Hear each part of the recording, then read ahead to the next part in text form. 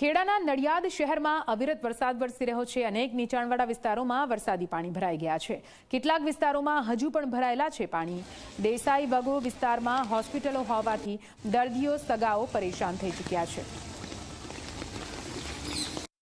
રબારી વાત છે, હું રિપોર્ટ લેવા આવ્યો હતો સિવિલ હોસ્પિટલમાંથી।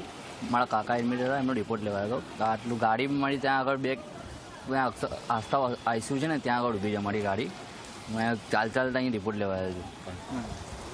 કેવા પ્રકારની પરિસ્થિતિ છે હાલ અહીંયા આગળ? બહુ સાહેબ, બહુ ખતરનાક લાગે છે કે ચાલતામાં આટલી બધી તકલીફ પડે છે, ત્યાં જવામાં તકલીફ પડી છે। કાલે બી આવી રીતે જાય છે, આજે બી આવી રીતે, કોઈ નિકાલ નહીં થયું પાણીનું।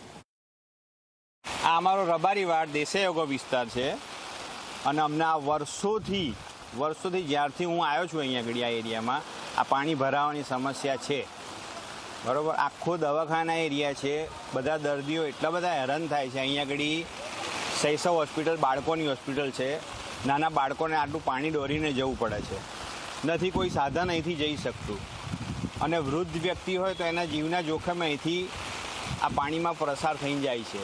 એમ્બ્યુલન્સ આવી શકે છે? ઇમરજન્સીમાં તો એમ્બ્યુલન્સ બી નથી આવી શકતી। અહીં સ્ટ્રેચર અહીં આટલા પાણીમાં લઈ જવું પડે અને દર્દીને લાવવા પડે છે। અને અમને તો રાત્રે ઊંઘ બી નથી આવતી કે રાત્રે દુકાનમાં પાણી આવી જશે। અને આ